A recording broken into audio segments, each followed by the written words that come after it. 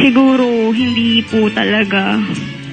Hindi, parang feeling ko po kasi na yun na po yung dapat kong gawin.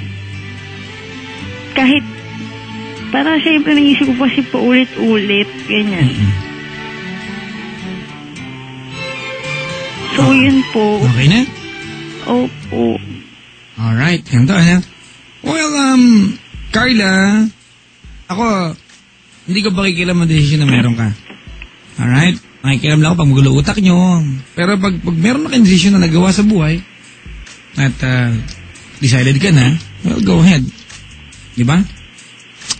Mag-stick ka na dyan. Pero bago kita pakawalan, bilang lalaki, okay lang bang sabihin ko opinion ko sa'yo? Okay po. Parang ayaw mo. Dalawang isip ka pa. Ay, unang-una, sa isang relasyon, Carla, mahirap kasi yung marinig yung, kahit babae, lalaki po ito mga kaibigan, yung part na, kilala ko sarili ko, ako yung tipo ng taong pag ganito, ganyan, di naman ganyan, ganyan. You never tell that to anybody. Diba? Kasi you will never know yourself. Yung mga pagkakataon, may magagawa ka na, oops, my God, nagawa ko yun? Kasi hindi mo alam kung anong klase kang tao. Alright? Okay po. That will never happen. You just have a clue of who you are, but you never know yourself. Other people can tell you that. Minsan nga, mayabang ka na eh. Hindi mo alam. Pero sa ibang tao, alam nila yon. Sometimes you're doing something off, something wrong na, sa'yo tama pa, kasi kilala mo sarili mo eh. Diba? Pero sa ibang tao na nakapaligid sa'yo, iba na yung dating. My point here is, sa isang relasyon, Carla, wala sa inyong dalawa mas importante sa isa. Alright? Pantay kayo. Okay? Kung titignan natin sa kwento ng Carla, na wala naman siya ginawa talaga para pagtaksilan ka. Hindi ka lang komportable sa pakikipag-usap sa mga babae. Okay. Walang third party gaya ng iniisip mo. Diba? Pero meron siyang ka-text. Maybe he's flirting with someone else. Although mali pa rin. Hindi ko tinatama yung maling ginagawa niya. Alright? Opo. Ang point ko dito is, it's very obvious tonight, Carla, that you love the guy. Dangat na doon na rin lang yung purpose mo, nang sinagot mo siya, na gusto mo siyang baguhin, di ba? Alright? Opo. At nakikipaghiwalay ka sa kanya ngayon, ang dilemma dito, pag nagkaroon ka ng panibagong boyfriend, you will encounter the same problem. If you love this guy, why not correct this problem sa kanya? Po? Wala naman. Ang point ko dito, pag nagkaroon ka ng panibagong kasintahan, you will encounter the same problems. Alright? Ay, kung love mo naman siya, bakit di yung baguhin sa kanya?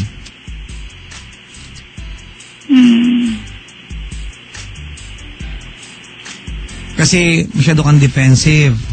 Alright? As ang pride mo kasi, di ba na, ops, ako si Carla, hindi ako pwedeng lokohin. May ganun kang karakter eh. You have to understand, Carla, that if you love someone, if you truly love someone, you should surrender yourself sa tao. Stop building fences around you. Show your partner your weaknesses because that's the only way that your partner can take care of you. Pag alam niya yung kahinaan mo.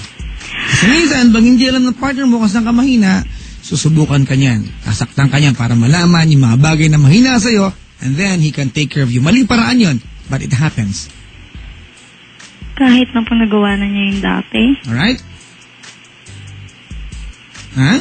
Kahit na nagawa na niya pong manloko dati? Sana inigaw mo na siya noon. May nag-text dito, first time I side with the caller, you should appreciate a strong personality. From time to time, we could benefit having more Carlas in the world. Well, mga kaibigan, a strong personality only works pag career ang pinag-uusapan. Sa pananaw ko, diba? Kaya pag relasyon, show your softer side. Pakita mo yung kahinaan mo para maalagaan ka ng partner mo. Good luck, Carla. Thank you po. Alright? Opo. Ganun na lang, ha? So next time na magmamahal ka ulit, magmahal ka hindi dahil nakita mong goal yung tao. Diba? Oops, itong taon to, pariwara buhay nito, babaguhin ko siya. Ayaw ko na mamahalin wag ganun. Be with someone because you love the person. Okay po. Alright? Opo. So, itataga natin ngayon, ililista namin ni Sailor Ching na tonight you're breaking up with Conrad. Yes. Mukhang kainin yung lugaw na yan, ha? Mukhang kainin yung sinabi mo. Tatawanan ka ng buong Maynila. No, opo. Hindi ka sure. Tinamon, hindi ka sure. Hindi po ako. Natakot ako dun sa may something Maynila. Na? Natakot po ako sa sinabi niya. Ha? Natakot po ako sa sinabi niyo. Na ano? Yung baka po, itakwil? Anong itakwil? Ano yan? Saan mo nakuha yan? Sorry. Hindi kasi ano yung sinabi ko? Yung basta narinig ko lang po Maynila. Baka tawanan ka. Yan. O bakit? Nag-iisip kang balikan siya? Ba't natakot ka kung di ka nag-iisip balikan siya? Kasi alam mo, nagtatapang-tapangan ka lang. Mismo naman yung lalaki, umaarte ka pa. Kita mo? You want another message for him? Natatakot po ako. Baka po nakikinig siya. Come on, do you want another message for him? Gusto ko lang po sabihin sa kanya, Conrad. Gusto ko lang sabihin na nai-miss na kita. Kasera pala ka! Dali! Nakikinig po. Sabihin na nai-miss na kita. I miss everything about you. I miss your big eyes, your nose, your forehead. I miss your lips and everything attached to it. Oh my God, ngipin. Lips pa, lips. I miss messing your armpit. Kasi mahilig po akong sumiksik sa kilikili niya kahit pawis na po siya. Namiss ko na, kinikis ko lagi yung forehead niya. Namiss ko na po yung hug niya. Namiss ko na po siya. Sobrang namiss ko na po. Sobrang... Hindi ba nakikipag-break ka na? Opo, pero... Ano? Hindi naman po di yung masamang mamiss niya yung isang tao. Come on. What's holding you back? Yung pride mo? Carla, what's holding you back? Pride? Takot po talaga. Pag 50 anyos ka na, Carla, at nakaupo sa isang tumba-tumba, alright? Po. And you will try to look back, reflect ano nangyari sa buhay mo. You will think, ito iisipin mo mga kaibigan. Ganito po ko lagi magpaya para lang po alam nyo. Iisipin mo, when I was 20 years old, I lost a guy dahil ako ang gumusto. Yung lalaking yun, mahal ko yung noon niya, yung ilong niya, yung mata niya. The things you love about him, you lost it. And you have the chance to be with him. Or anong gusto mo pag 50 ka na, katabi mo siya? Alin, mamili ka. Kahit na po niloko niya ako. Carla, ang punto dito, niloko ka niya o hindi, you love the guy. And we don't get tired giving chances to someone we love. Especially when we love this person truly. And when you know deep in your heart that he can change, kasi nararamdaman ko, naniniwala ka sa kanya, takot ka lang. You have to let him take care of you this time.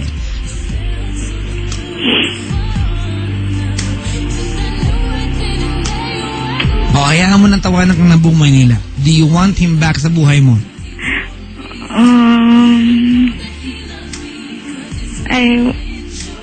I don't know. Yes. Ano ulit? Yes, no.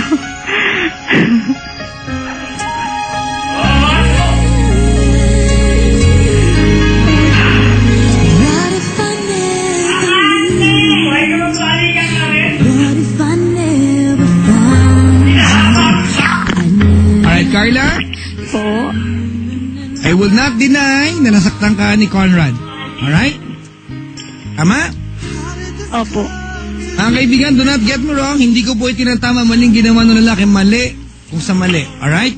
Opo. But my point here is, with the amount of love that you have for him, Po. diba? With the amount of love that you have for him, etong pagmamahalan na meron kayo, it deserves another chance. Yan ay akin lamang. And since sinabi mo na you want him back, Tell Conrad that you want him back. Come on. Dali. Okay po. Hello? Go ahead. Now? As in right now? Yeah. Conrad, I want you back. Sino ba yung tabil-tabil dyan? Why, Mom? Dali. Mami ko po. Mami! May mga labada ka pa doon, ah. Bakit di? May sinampay. May mga sinampay pa doon.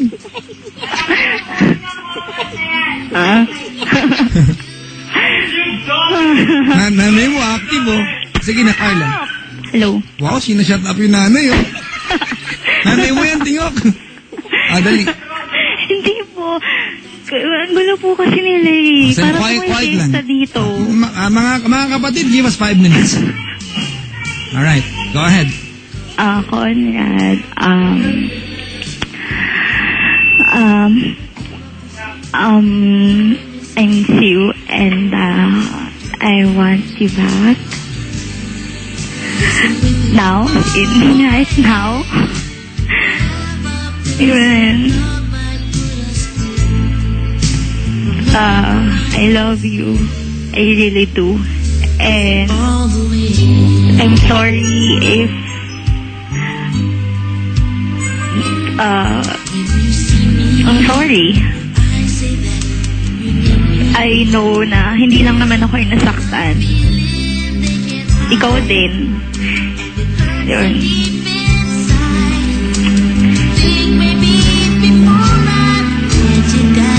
Yun lang po.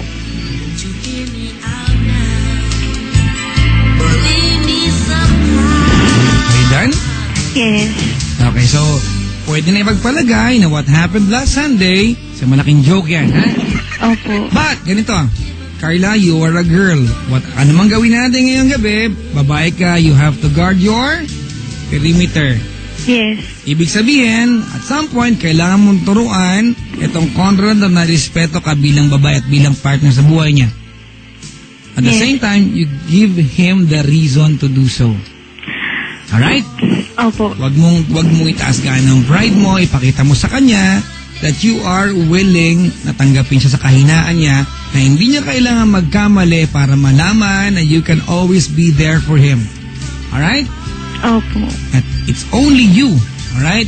It's only you who can do that for him. Alright? Opo. Turuan mo siyang irespeto ka. Ikaw lang makakapagturo sa kanya niyan. Hindi ibang tao. And that will happen magically. Alright? Papa Jack? And stop analyzing your partner. Just Opo. be with your partner, di ba? Try to die in his arms. Hindi ko sila mamatay ka ng literal, ha? Opo. Alright? Papa Jack? Ano yun? Thank you po. Ano na naman? Thank you. Bakit? Thank you for giving us advices. Wow. Yung lola ko po, lolo ko, they always make it a point na magkinig yun sa mga advice nyo and every night. So, yun, madalas nakaka-relate ako sa mga callers. And ngayon na ako yung nandito ngayon, sobrang thankful na iba pa rin pala talaga kapag ikaw yung mismong nabigyan ng advice. Maraming salamat. That means a lot coming from you. Alright? Opo. Carla, maraming salamat. Alright? Opo. Okay, kay Conrad naman, kung nakasabay si Conrad. Conrad, bilang lalaki, Papa Jack bilang lalaki, alright? Our first duty as partners is to make our girlfriends, our wives, diba, our partners feel that they are the most beautiful creature in this world. Right? Tama. Ipaparamdam natin sa kanila yan, whatever happens, kahit alam natin na hindi yan totoo. Ay, ganun. Alright, bakit? Totoo ba? Totoo? That's our duty because we can do that. If we love someone, kaya namin gawin yan magically. Okay? Opo. Congratulations, Carla, for having Conrad in your life. Hindi dahil di ka manluloko siya or something. Diba? Pero I think Conrad taught you a lot of things. Hindi mo